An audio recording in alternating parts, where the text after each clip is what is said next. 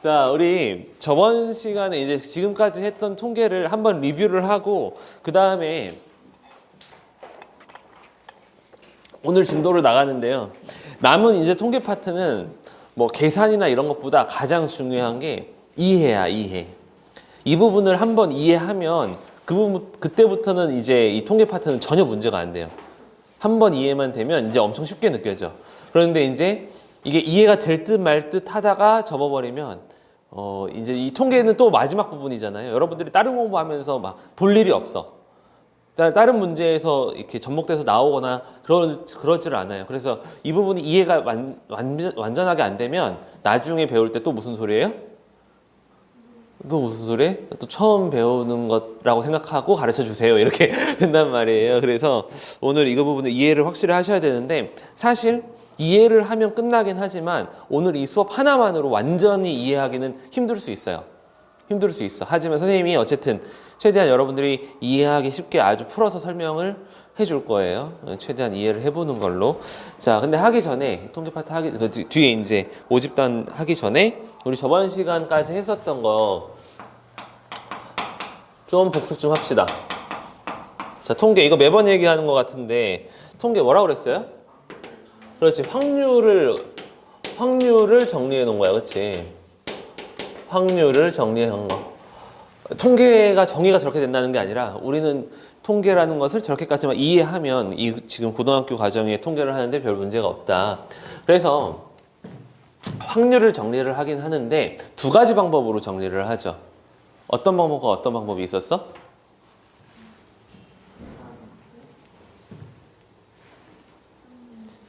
어떤 방법과 어떤 방법? 뭐로 정리하고 뭐로 정리했었죠? 그래프로 정리하는 게 있었고 표로 정리하는 게 있었지. 뭐에 따라서?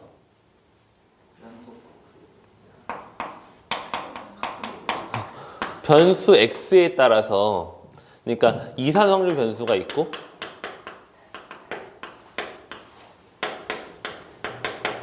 연속 확률 변수가 있죠.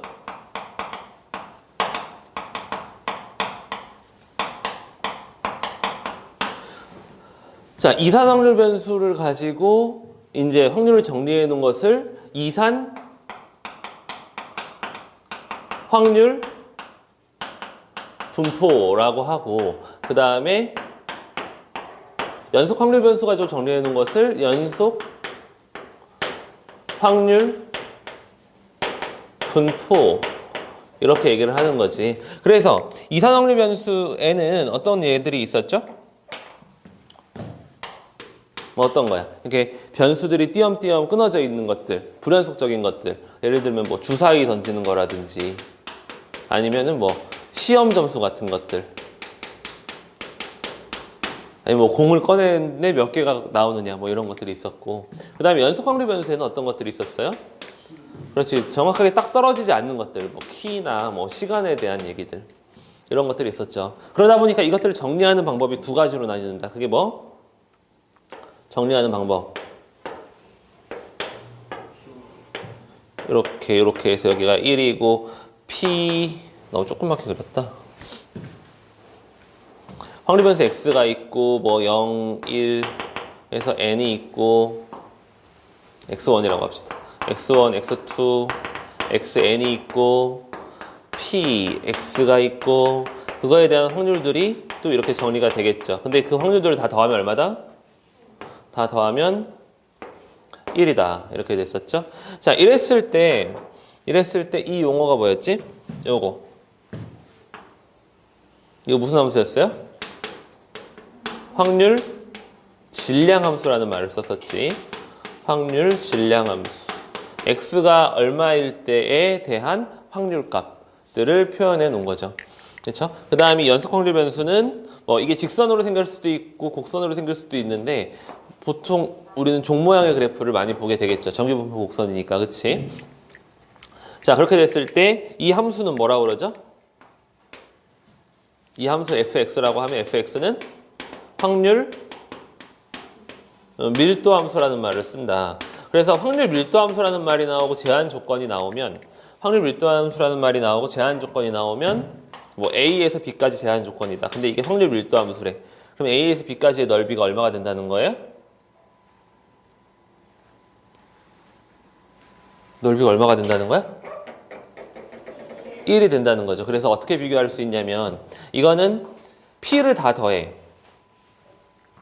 P를 다 더해. 그래서 시그마 P라고 하면 이게 1이 되는 거지만 이거는 인티그랄 A에서 B까지 fx dx가 1이 된다. 그런데 이걸 여러분들이 직접 적분할 일은 없어요. 옛날에는 이게 이차함수로 나오거나 그래가지고 여러분들이 직접 적분하고 그럴 일이 있었는데 적분과 이 지금 정적분하는 것과 이 그래프의 관계가 교육과정에서 다시 제외가 되면서 여러분들이 이 정규분포 연속확률변수 확률분포에서 이 그래프에서 여러분들이 뭔가 평균을 구한다거나 분산을 구한다거나 그럴 일은 없어요. 하지만 똑같아 방법은. 그게 무슨 말이냐면 합이 1이고 여기서 평균 x의 평균 어떻게 구하죠?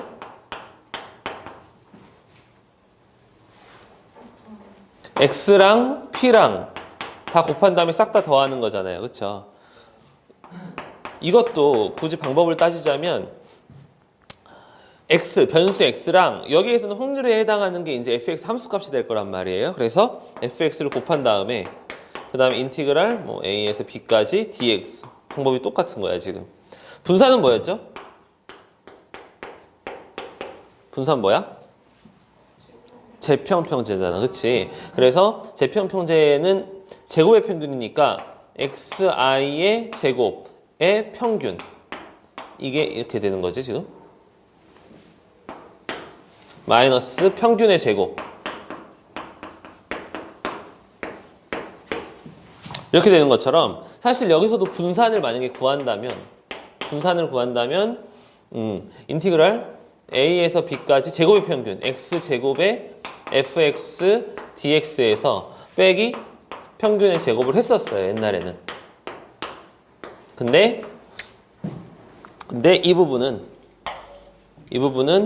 교육과정외지 빼셔도 됩니다. 자, 그래서 지금 변수 x에 따라서 이렇게 표현되고 저렇게 표현되고 했는데 지금 이산확률 분포와 연속확률 분포 여러분 필기할 자리 있으면 이 밑으로 계속 쓰시면 돼요. 대표적인 분포가 뭐가 있어요? 대표적인 확률 분포가 이산확률 분포에는 뭐가 있어? 이산확률 분포의 대표적인 확률 분포 이항분포 이항분포가 있고 그 다음에 연속확률 변수의 대표적인 확률 분포는 정규 분포가 있잖아. 지금 머릿속에 다 그려지고 있죠? 일주일 만에 보는 거 아니지 지금? 일주일 만에 보는 거 아니지? 막 오늘 아침에 부랴부랴 숙제하다가 온 거 아니지? 아니면 어젯밤에 부랴부랴 했다거나? 시아 왜 그 어색한 웃음은 뭐예요? 이항분포와 정규분포가 있지. 이항분포는 뭐예요?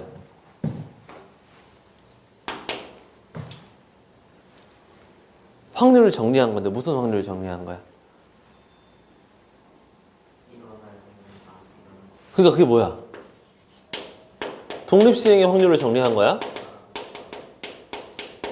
알고 있죠?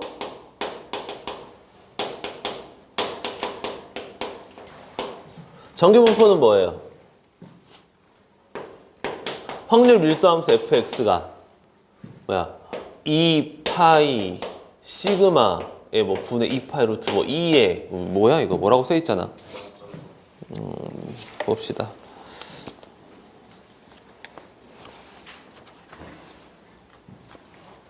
정이니까 써놓긴 해야지, 그치? 2파이 루트 2파이 시그마 분의 1에 2에 마이너스 2 시그마의 제곱분의 x 마이너스 m의 제곱 으로 표현되면 이제 정규분포인데 정규분포는 그래서 이렇게 복잡하기 때문에 선생님도 못 외우고 있잖아. 그치? 이거를 외워서 쓰는 게 아니라 문제에서는 이제 여러분들이 정규분포를 풀게 될 때는 정규분포를 따른다고 할 때 이런 식으로 그냥 문제에 대놓고 나와 있고 이항분포 같은 경우는 여러분들이 이게 독립시행의 확률인지를 판단할 수 있어야 되는 거지. 그치? 그래서 이항분포는 어떻게 되는 거야? 독립시행의 확률이라는 것은 시행 횟수가 있고 그 다음에 각 시행마다 일어날 확률이 일정하기 때문에 B로 표현해서 어떻게? N, P 이렇게 표현을 하죠. B, N, P로 표현을 하는데 이것도 사실 이산 확률 분포기 때문에 표로 표현할 수가 있어요. 그럼 0, 1, 2, 3, 4 해가지고 N까지 표현할 수가 있는데 그러니까 이게 지금 표로 표현을 하자면 X 0부터 시작할 거예요. 0, 1, 2, 3 0, 1 좀 넓게 쓸게요. 0, 1, 2 점점점 N번 시행을 한단 말이야. 그러면 이거를 표현을 하면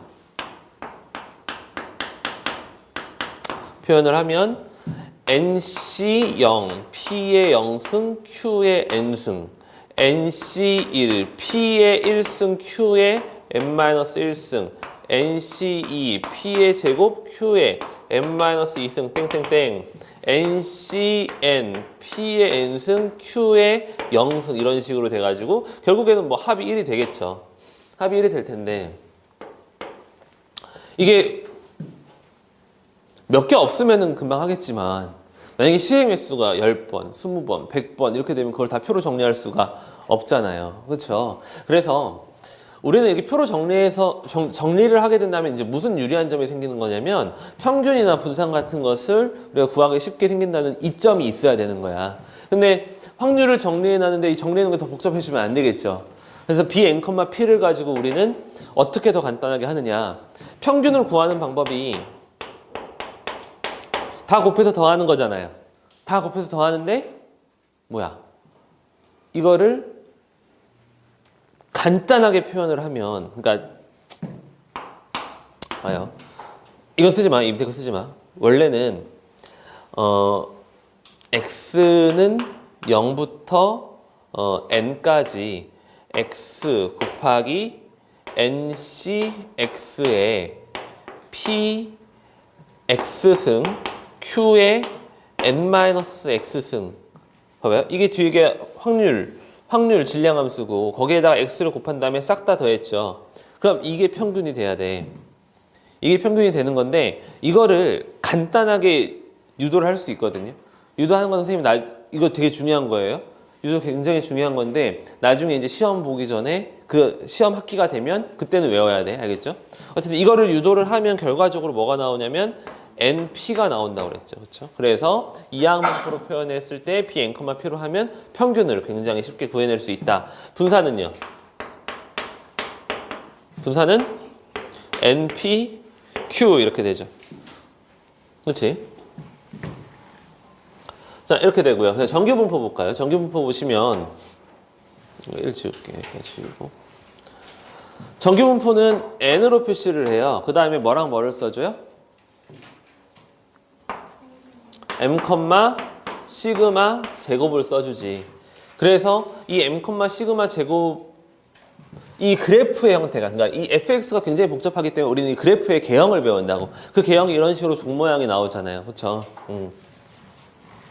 그런 식으로 종 모양이 나오는데 그걸 확률 변수 x라고 한다면 이렇게 있을 때 가운데 m을 기준으로 이제 밑넓이가 1이 되고 우리가 확률을 구할 거라면 넓이를 구하면 되는데 이 넓이를 구하는 게 이제 문제가 되는 거지.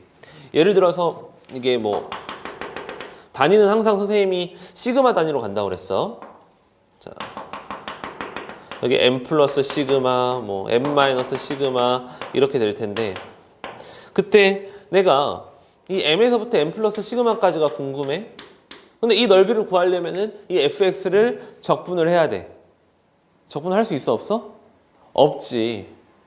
너무 복잡하잖아. 간단하게 만든 건데 이렇게 복잡하면 안 되지. 그래서 어떻게 할 거예요? 뭘 해? 표준화라는 걸 해요. 표준화가 뭐야? x를 z로 바꾸는 과정이야. x를 z로 바꾸는 과정이 표준화예요. 그럼 이 z는 뭐냐?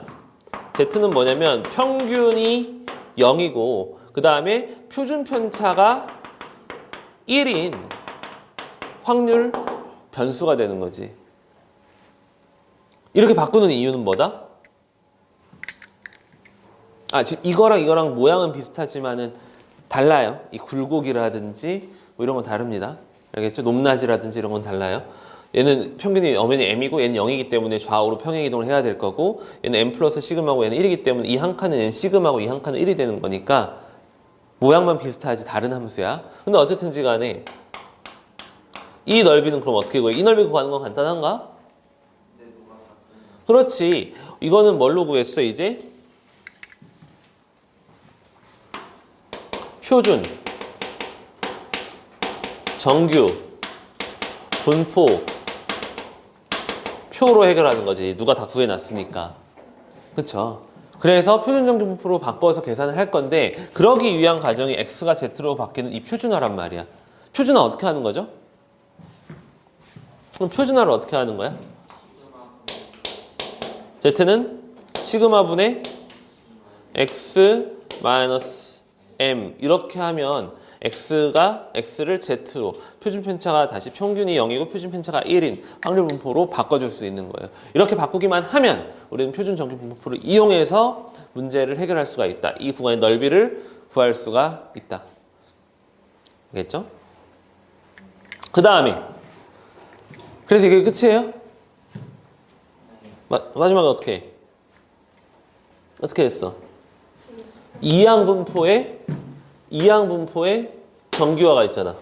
밑에다가 써야겠다. 이렇게 이항 분포의 정규화. 이항 분포에서 NP 값이 충분히 크다면 이거를 정규화로 근사시켜서 구할 수가 있다. 왜 근사시켜서 구하느냐? 그러니까 일단 이걸 받아들여야 돼. 통계 파트는 주어진 자료를 최대한 정확하게 구하는, 방정식의 해를 구하는 그런 단원이 아니라 최대한 그 근사치를 합리적으로 깔끔하게 이제 도출해내는 그런 과정인 거거든요. 그러니까 당연히 이항 분포가 정규 분포가 될 수는 없지. 하지만 정규 분포에 근사한다고, 비슷하게 갈 수 있다고 생각을 하는 거야. 무슨 얘기냐면 만약에 이 시행 횟수 n이 막 100번, 1000번, 10,000번 이렇게 간다고 한다면, 그러면은 그때 이 PQ의 거듭제곱을 어떻게 하겠어? 못할 거 아니에요. 그래서 그때는 정규 분포라고 치고 생각을 해보자는 거지. 그리고 실제로 정규 분포에 가까워지더라는 것이 이제 자연적인 섭리이고. 그래서 이항 분포의 정규화는 어떻게 시키는 거예요? EX, VX를 어떻게 바꿔? EX, VX를 그러니까 B, N, P를 정규 분포에는 여기에는 평균이 들어와야 되니까 NP, NP, Q 이렇게 되는 거예요. 그런 다음에 이제 표준화시켜서 구하면 되는 거지. 됐어요? 여기까지가 이제 여러분들 통계 들어와가지고 배운 이제 내용들이에요. 쭉 흐름입니다. 이것들이 완벽하게 되어 있어야 오늘 이제 진도 나가는 부분에서 안 흔들릴 수 있어. 이게 완벽하게 돼 있어야 돼요.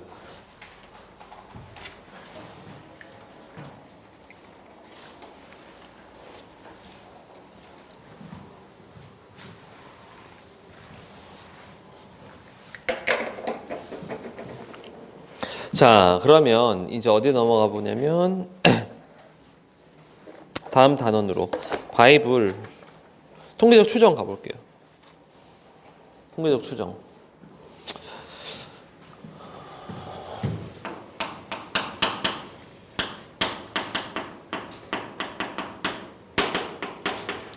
자, 이제 말 그대로 추정이에요. 추정이라는 것은 뭔가 예측을 하는 거야. 정확한 값을 딱 구해내는 게 아니라 수학적인 이론에 이제 근거해서 주어진 상황을 가지고 우리가 예측, 추정. 알겠죠? 그래서 어느 정도의 그 타협이 필요해. 이렇게 된다고 하자, 저렇게 된다고 하자, 이런 것들이 있어요. 가정을 하고 들어가는 것들이 있는데, 어쨌든 그 문제 보면서 이제 개념 배워보면서 알아볼 내용인데, 이제 어떻게 할 거냐면, 봐요. 사실,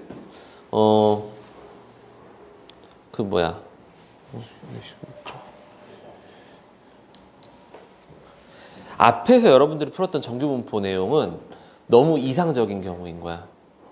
그냥 처음부터 평균이 주어져 있고 처음부터 분산이 표준 편차가 주어져 있고 여러분들이 구하기만 하면 되는 거였잖아요. 근데 현실에서는 그렇지 않을 거 아니야. 자, 예를 들어서 전국 고등학생의 키, 뭐 남고생의 키를 조사한다고 했을 때 그거를 다 조사할 수 있나? 남고생 몇만 명 정도 돼? 한 50만 명? 된다고 치면 50만 명을 다 조사할 수 있어요? 다 조사할 수도 있겠지. 하지만 일시에 다 조사할 수는 없잖아. 조사하다 보면은 처음에 조사했던 애들이 커져 있을 거고. 그러면 안 맞잖아요. 그렇죠? 그리고 굉장히 비효율적일 거 아니야. 50만 명의 키를 전부 다 조사해서 그걸 다 더한 다음에 50만으로 나누면 너무 비효율적이잖아. 어느 정도만 해도 예측이 가능한 거잖아요. 어느 정도만 해도. 그래서 우리는 지금 이제 어떻게 할 거냐면 이렇게 해볼게요. 전국 남학생의 고등학교의 키를 조사를 하는데 이거를 다 조사하는 게 아니라 일부를 조사해서 그거에 대해서 어떻게 확률 분포를 이루고 있는지, 그것들이 어떻게 확률 분포를 이루고 있고 어떻게 추정을 할 수 있는지를 이제 공부하는 시간이에요. 그러니까 여러분들 그런 말 들어봤을 거야. 표본조사? 표본조사가 뭐야? 그러니까 그 선거철에 대통령 선거나 할 때 그 6시에 개표 방송 시작하면 출구조사라는 말 하지 않아요? 출구조사가 뭐야? 투표하고 나왔을 때 뽑아가지고 뭐 1000명이면 1000명, 3000명이면 3000명 뽑아가지고 물어봐. 그 다음에 이제 뭐가 나와요? 오차 범위 내에서의 당선율이 나오죠. 그게 추정을 하는 거거든. 근데 그게 뒤집힐 경우가 거의 사실 없어. 그 출구조사대로 그대로 간단 말이야. 그치? 어느 정도 기준을 잡고 지역도 이제 설정을 해가지고 나이대 설정해서 딱 조사 몇 명만 해보면 금방 나온단 말이지. 그런 걸 지금 해보겠다는 거예요. 이 단원에서는. 봅시다. 자, 그래서 이렇게 전국 고등학생이 있어. 전국 고등학생.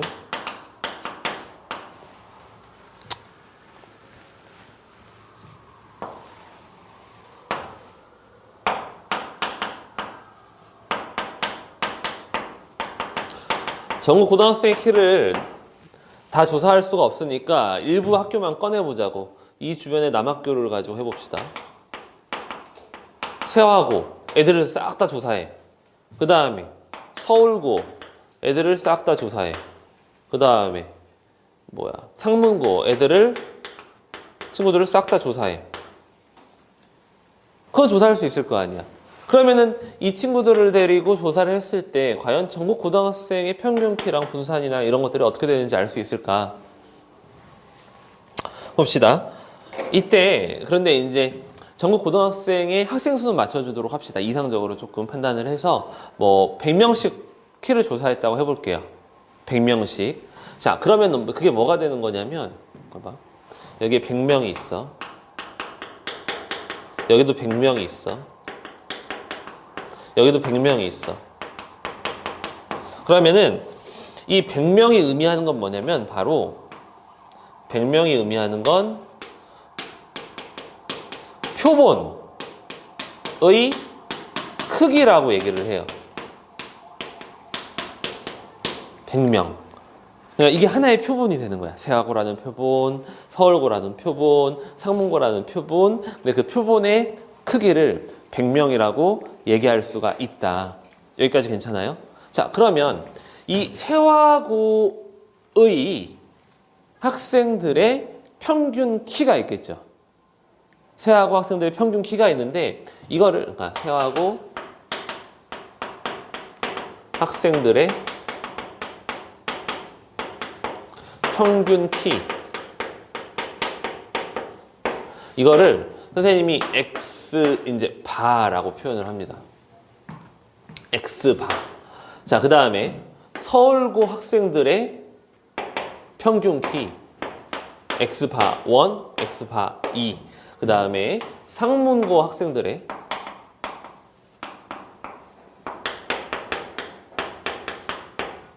학생들의 평균 키. 이거는 x바 3이라고 할게요. 자, 그럼 생각해보자. 이 x바 1, x바 2, x바 3 같아요? 달라요? 같을 수도 있는 거지 다르다고 봐야겠죠. 그렇죠? 자, 그러면은 이거를 이제 뭐라고 할 거냐면은 이 평균들을 표본 평균이라고 할 거예요. 이것들을 뭐라고 해? 표본 평균. 표본 평균은 어떤 표본에 따라서 다를 수 있단 말이야. 그렇지? 그런데 이거를 새 학교만 한 게 아니라 전국 남학생이 포함된 모든 고등학교를 다 조사를 했어. 다 조사를 했어. 그러면은 x바 1, x바 2, x바 3 말고도 계속 나오겠지. 그러면은 이 평균 키 값들을 또 다른 변수로 생각할 수 있을 거야. 그러니까 뭐냐면 이 세하고 안에서만 따지면은 한 명이 변수가 된다라고 했을 때 그들을 100명씩 모아놨어. 100명씩 모아놨더니 평균 키가 나와요. 그럼 이거를 새로운 변수라고 생각을 하는 거야. 여기까지 돼요? 여기까지 돼, 안 돼? 자,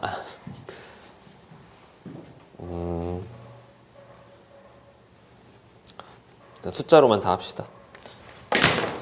예를 들어서 세하고 학생이 171이 나오고 서울고가 174, 상무고가 173 이렇게 나왔어. 그럼 다른 학교들도 평균들이 이렇게 나오겠지. 그러니까 이거는 또 다른 이제 새로운 변수가 될 수 있는 거야. 세하고 안에서의 각각의 한 명이 있을 때 변수가 있을 거고 그것들을 모아놨을 때 그 평균들을 다시 뽑아갖고 표본 평균이라고 하는데 이 표본 평균들을 171, 174, 173 이런 것들을 새로운 변수라고 생각을 하면 뭐가 나오냐면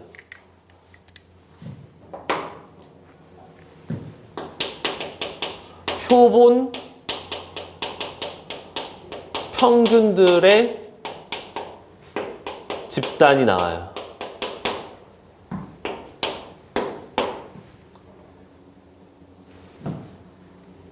저기 전국 고등학생 있잖아. 그러니까 여기서 봐. 세하고 안에서 이거 하나를 이렇게 봤잖아. 변수로. 그치? 그렇게 안 하고 이제는 이거 하나를 변수로 보겠다는 거야. 뭐 171. 서울고도 하나가 있을 거란 말이야. 키가 막 160부터 190까지 있을 텐데 그렇게 하는 게 아니라 요거 전체 하나를 174로 보는 거야. 그러면은 이제 이해돼요? 상문고 하나하나 다 있을 텐데 자, 그걸 다 묶어가지고 하나로 보겠다는 거야. 그걸 다 따져줬어. 그러면 내가 이 표본 평균들의 평균은 어떻게 될까? 진짜 평균이겠죠. 만약에 다 조사한다면.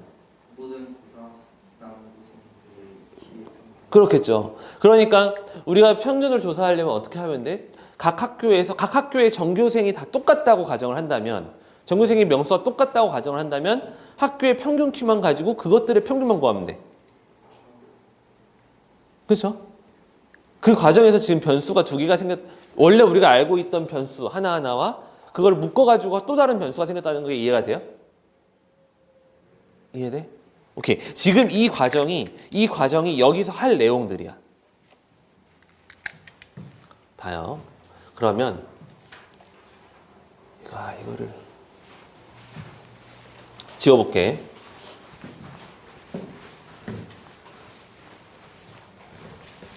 아까 선생님이 여기다가 썼던 게 바로 뭐냐면 모 집단이라고 해요. 어미 모자예요. 모 집단. 원래의 집단. 전국 고등학생 한 명 한 명 따지는 거 원래 집단이야. 그런데 그 중에서 내가 어떻게 했어? 표본을 끄집어냈지. 표본 집단이 있어요. 그 다음에 표본 집단을 끄집어내면 표본을 다 끄집어내면 표본 평균들이 나오잖아. 그 표본 평균 하나하나를 뭐로 본다고? 하나의 다시 또 다른 변수로 본다고. 그래서 표본 평균 내 집단이 있는 거야. 세 가지 집단이 있어요. 자, 모집단은 봤지? 선생님 딱. 우리가 원래 했었던 X들의 집단이야. 원래 했었던 X들의 집단. 그래서 이 X들의 집단의 평균을 우리는 M이라고 하고 모평균이라는 말을 씁니다.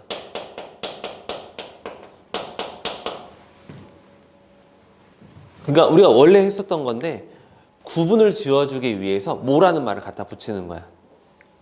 그러니까 전국 고등학생의 평균. 이제 부연 설명을 써줘야지. 밑에 전국 고등학생 평균. 아까 그 설명 키로 설명했었잖아요. 그 키를 대입해서 생각을 해보세요. 자, 그 다음에 우리가 쓰던 분산이 있을 거 아니에요. 분산 시그마 제곱. 이거는 모 분산. 전국 고등학생 분산.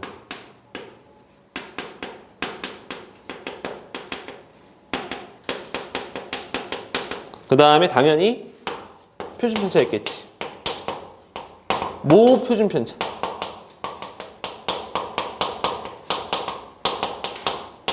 전국 고등학생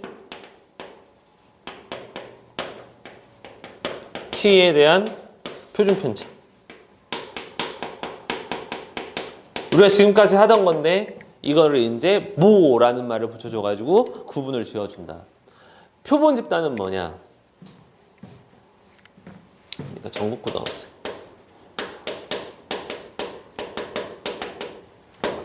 표본 집단은 고등학교, 한 개 고등학교에서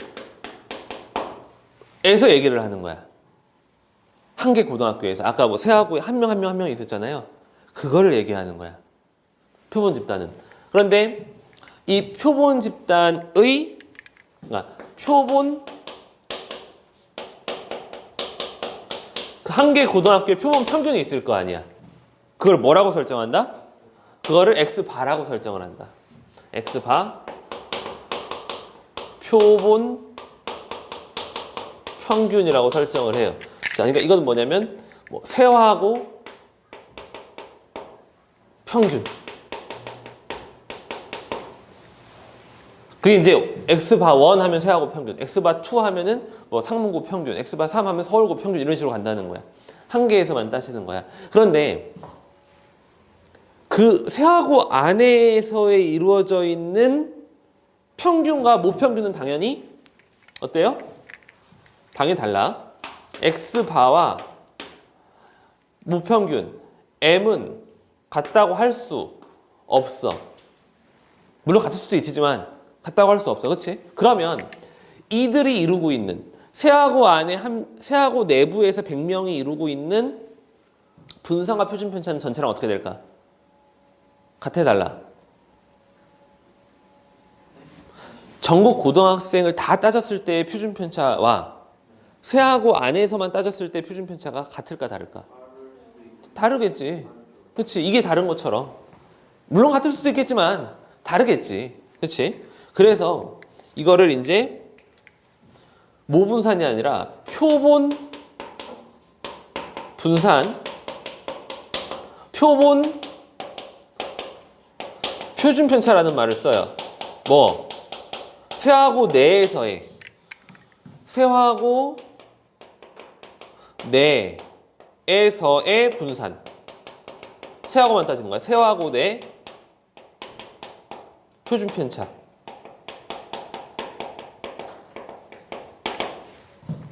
이해돼요? 그때 이 표본 분수가 표본 표준 편차는 S제곱이라고 했습니다. S제곱. 스몰 S.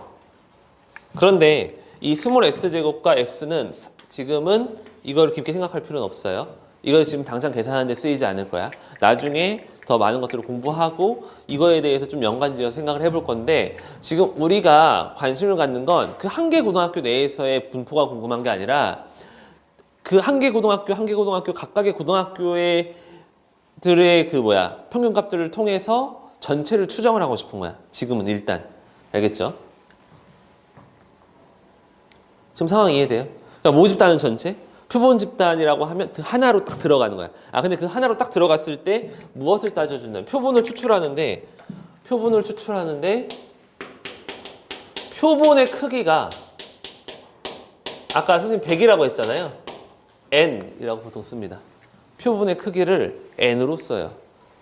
그러니까 표본을 뽑는다고 한다면 표본의 크기를 일정하게 맞춰서 뽑아야 돼.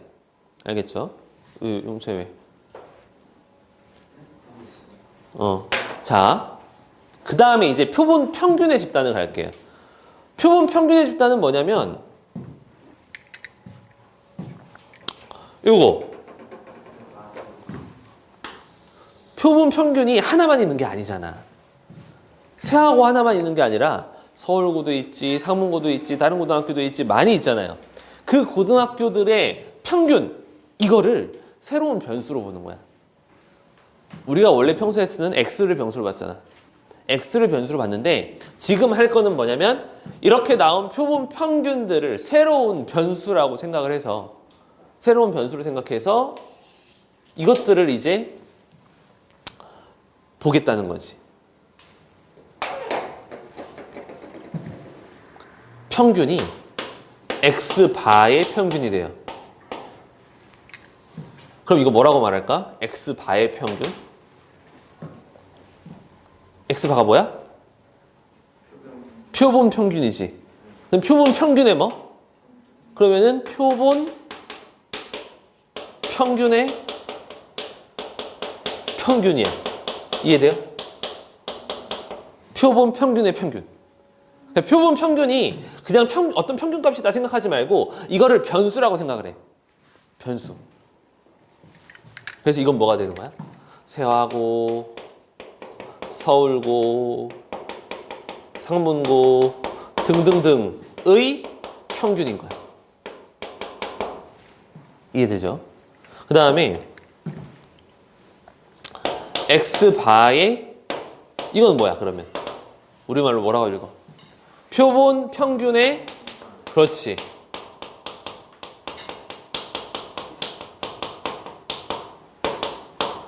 표본 평균의 분산. 그 다음에 이게 이제 발음하기 좀 어려운데. 이거 뭐라고 읽어? 표본 평균의 표준 편차인 거야. 표본 평균의 피읍이 4개나 들어가. 표본 평균의 표준 편차. 근데 표본들의 크기는 다 같은 거예요? 네, 표본의 크기는 같아요. 표본을 뽑는다고 했을 때 어디는 그러니까 출구조사를 예를 들어서 만약에 하잖아. 근데 뭐 서울 지역은 사람이 많으니까 1000명을 뽑고 경기도 지역 저기 전라도 지역은 사람이 적으니까 100명을 뽑고 조사를 하면 이게 안 맞아. 표본의 크기를 항상 똑같이 해서 뽑아야지 추정을 할 수가 있어요. 똑같은 명수를 가지고 이상적으로 그렇게 설정을 하는 거지. 자, 내가 물어보자. 표본 평균의 분산은 표본 평균으로부터 떨어진 정도죠. 모 분산은 그냥 모 평균으로부터 떨어진 정도가 되는 거지. x 값들이. 자, 물어보자. 저 모평균 모분산이랑 표본 평균 표본 분산이랑 하기 전에 평균부터 보자. 모평균이랑 표본 평균의 평균이랑 어떨까요? 모평균과 표본 평균의 평균. 표본을 다 뽑아서 조사했다면. 다 뽑았으면 그러니까 전국 고등학교를 다 조사했어. 그렇지. 이거는 같겠죠. 그래서 모평균과 표본 평균의 평균은 같습니다. 자, 근데 이거 보세요. 모분산과 표본 평균의 분산, 모표준 편차와 표본 평균의 표준 편차는 같을까 다를까? 어떻게 다를까? 어떻게 다를까? 어떤 게 더 클까? 모분산이 더 클까요? 표준 평균의 분산이 더 클까요? 표본 평균의 분산이 더 클까요? 왜? 이거는 한 명 한 명을 다 변수로 봤던 거야. 160도 있고 190도 있고 2m도 있고 평균은 175 정도 될 텐데 편차가 막 그럼 2m면은 막 25 이렇게 차이가 나잖아.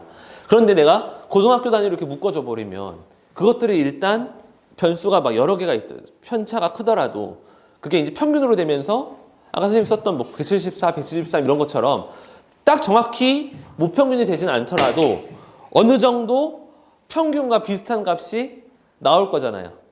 그러니까 그것들을 가지고 분산을 구하면 당연히 편차가 줄어들겠지. 그러니까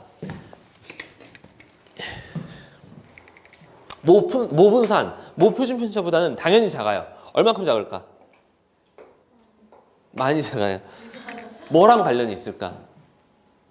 여기에 있는 변수 중에서 뭐랑 관련이 있을까? 이 값이 커지면 이 표본 평균의 분산이 작아져. 이 값이 커지면. 이 여기 칠판에 있는 것들 중에서. 표본의 크기. 그러니까 뭐 2명, 3명 뽑았으면 그 평균에 가까워진다라고 할 수는 없지만 100명, 200명, 1000명 이렇게 뽑으면 아무래도 전체 평균에 가까워지겠지. 더 많이 가까워지겠지. 그렇기 때문에 표본 크기가 클수록 표본 평균의 분산은 평균에 가까워질 수밖에 없는 거야. 표본 평균의 분산, 표본 평균은. 그렇죠? 그래서 이거는 어떻게 되냐면요. 공식이 있어. n분의 시그마 제곱이에요. 모분산을 표본의 크기로 나눠주면 나옵니다. 증명이요? 다 나중에 다 공부를 한 다음에. 그러니까 내신 공부할 때. 문제 푸는 데는 지장 없어요. 이거 왜 이렇게 되는지 몰라도 지장은 없어. 근데 이제 나중에 학교에서도 안 가르쳐 줄 텐데, 뭐, 선생님이 뜻이 있어가지고 심화로 하면 가르쳐 줄 수도 있고. 근데 이거는 뭐 시험에 나오거나 그런 내용은 아니에요. 아니야. 있어. 증명하는 방법이 있어. 직관 아니에요. 그게 뭐야? 저기 275쪽 보세요.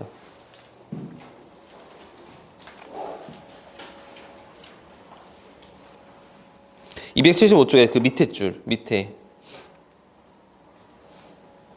이렇게 나와 있는데 이거는 지금 당장 할 필요는 없습니다. 어떻게 생각하면 돼? 표본의 크기가 커지면 당연히 표본 평균은 모평균에 가까워질 거니까 그거에 따른 편차가 줄어들면서 당연히 표본 평균의 분선과 표본 평균의 표준 편차는 모분산 모표준 편차보다는 당연히 작다. 이렇게 생각하시면 돼요. 알겠죠? 변수 집단 3개 알겠어요? 전국 고등학생, 하나의 고등학교, 그 다음에 그 고등학교들의 평균들을 모아놓은 집단. 됐어?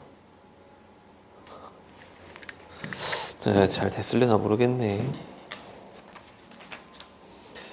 그래요. 그러면 지금 일단 그 278쪽 가볼까요?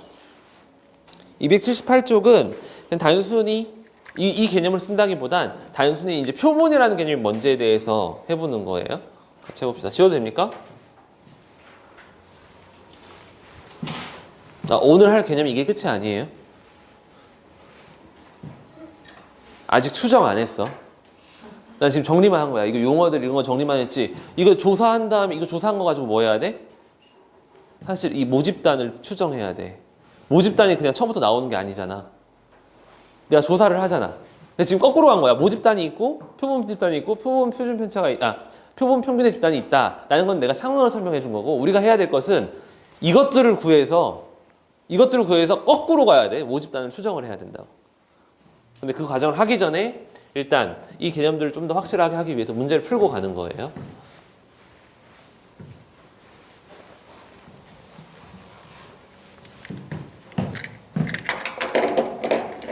자, 예제 1번. 표본이 과연 무엇인지 좀 봅시다. 오른쪽 그림과 같이 숫자 1, 3, 5, 7이 각각 적힌 4개의 공이 주머니에 들어있다. 크기가 2인 표본을 복원 추출하네. 자, 복원 추출은 뭐냐면 꺼낸 공을 다시 집어넣는다는 거예요. 크기가 2인 표본을 복원 추출한다. 그러면 몇 번 뽑아보겠다는 거야? 2번 뽑아보겠다는 거야, 2번. 한 번 넣고 다시 뽑고 이렇게 하는 거니까. 자, 그럼 표본 평균은 두 번 뽑았을 때의 평균이잖아. 그럼 제일 작을 때는 언제겠어요? 1이 두 번 나왔을 때지. 제일 클 때는 7이 두 번 나왔을 때지. 근데 두 개의 평균이 2가 될 수도 있나요? 이거 1, 3 뽑으면 2가 될 수도 있지. 3이 될 수도 3, 3 뽑으면 3 되고 7 뽑아도 3 되지. 4가 될 수도 있고 5가 될 수도 있고 6이 될 수도 있고. X바가 맞아요? 자, 그러면 P X바, 그럼 X바에 대한 확률 분포표를 작성을 해보면, 자, 그럼 1이 나올 때는 뭐야? 두 번 다 1 나와야 되니까 16분의 1이 되겠죠? 그럼 마찬가지로 두 번 다 7이 나올 때도 16분의 1이겠죠? 자, 2가 나올 때는 1, 3 아니면 3, 1이 나와줘야 되잖아. 16분의 2. 3은 1, 3, 3, 1, 3, 3이니까 16분의 3, 16분의 4, 16분의 3, 16분의 2, 1 이렇게 되죠. 그렇죠? 그래서 이거의 평균을 구하면 당연히 좌우 대칭이니까 4가 되겠지. 그렇지? 분산이 될 때는, 분산 구할 때는 우리 평소 하던 대로 하면 돼요. 재편평제. 근데 앞에서 배웠던 거, 선생님 앞에 이거 쓰기 전에 설명했었던 게 큰 의미가 없네. 지금 여기서는. 그렇죠? 여기서는 큰 의미가 없지. 근데 봐봐봐. 선생님 X바를 다 이렇게 했잖아. 이거 구하고 봅시다. 그러면 이 X바가 4가 되고 분산 구해봅시다. 재평평제 재평평제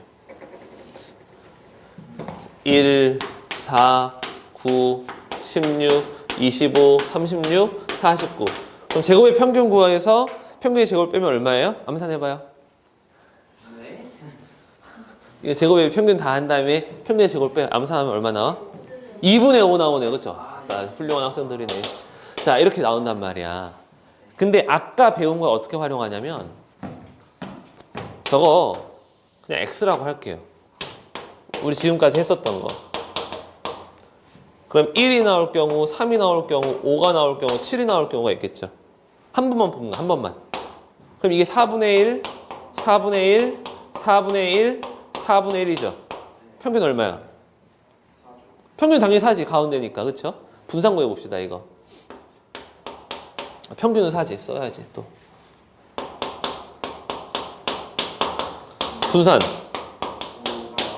제곱의 평균이니까 1, 9, 25, 49 이건 할 거야. 4분의 1 플러스 9 플러스 25 플러스 49 마이너스 평균의 제곱 16 은 이거 더하면 10 35 이상한데? 아닌가?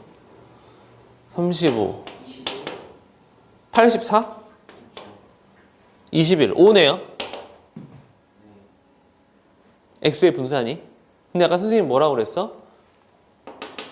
표본 평균의 평균은 모평균이랑 똑같고 표본 평균의 분산은 공식 뭐였어요? n분의 시그마 제곱이었어. 근데 여기서 시그마 제곱이 뭐예요, 지금? 5고 표본의 크기 얼마야? 2니까는 이렇게 나온 거예요. 이해됐어요?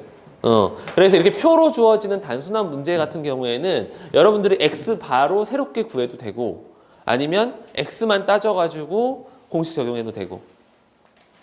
그렇죠? 근데 선생님 아까 설명했던 거는 이 다음 페이지부터 이제 본격적으로 할 거예요. 근데 여기 오른쪽에 문제들 좀 풀어보세요.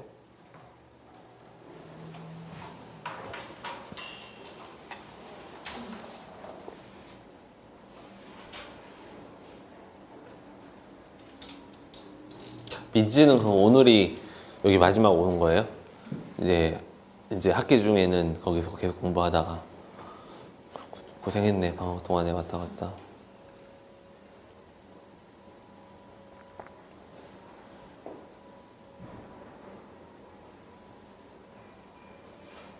경빈이 뭐 먹고 싶어? 경빈아 맛있는 거 뭐 먹을래? 피자 말고는 없어? 피자 맛있어? 피자 아, 피자 진짜 좋아해? 무슨 피자 좋아해? 무슨 피자? 종류.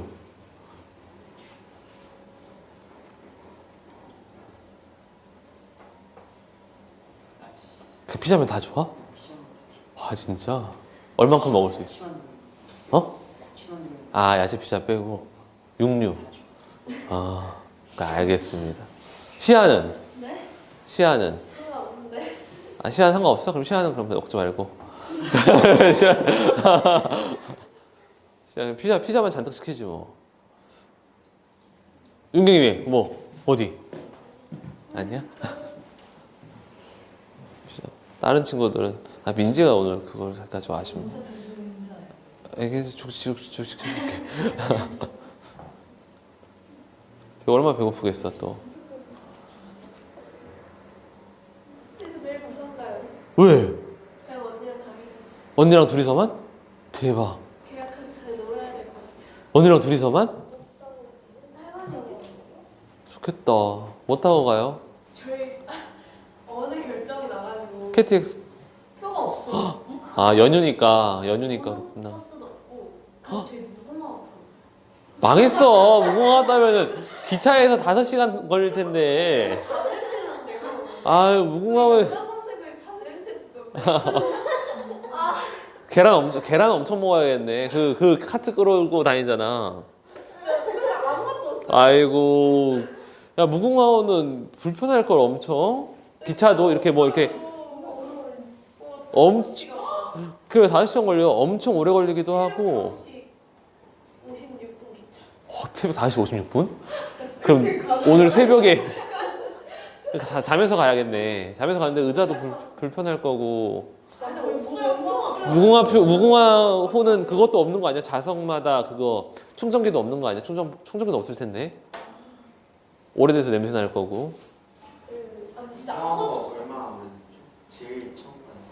아니 이제 옛날에는 무궁화호가 제일 좋을 때도 있었지. 아니 알 때 말고 새마을호가 있었고. 새마을이 무궁화보다 쓸 거 아니에요?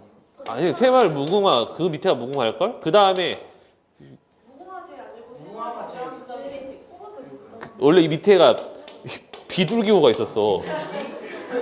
속도가 비둘기랑 비슷하다. 비둘기호가 있었어. 진짜 느린 거 하나 있었는데. 무궁화 타고 가면 너무 힘든데? 진짜 아무것도 없었어요. KTX도 없고. 비행기. 저희 돈으로 가는데. 아 그래? 비행기 그렇게 안 비싸. 비행기 그거 저가항공 대한항공 타도 10만 원일 걸. 대한항공 타도 10만 원. 저가항공 타면은 6, 7만 원이면 될 텐데. 7만 그 정도면 될 텐데. KTX가 5만 원. 그러니까 뭐 KTX 그러니까 비행기, KTX 그다음에 새마을호 이순서야. 버스 이순서야. 버스, KTX 그다음에 그러니까 버스랑 KTX 차이 나는 것만큼만 더 지불하면은 비행기 탈 수 있는. 비행기 타면 40분인데. 아니 무슨 비행기? 비행기 한번 알아보세요. 진짜 그게 훨씬 나을 수도 있어. 아 근데 이미 유명했어요. 예매 취소하면 되지. 비행기 알아봐. 선생님도 부산 갈 때는 보통 먼저 비행기부터 보고 그 다음에 KTX 보거든. 비행기가 그만큼 편해. 아닌데 비행기보다 그 버스 프리미엄이 더 편하지 않나요? 오래 걸리잖아 시간이. 버스 프리미엄도 좋긴 좋은데 너무 오래 걸리지 시간이. 5시간 걸리지 버스 프리미엄도.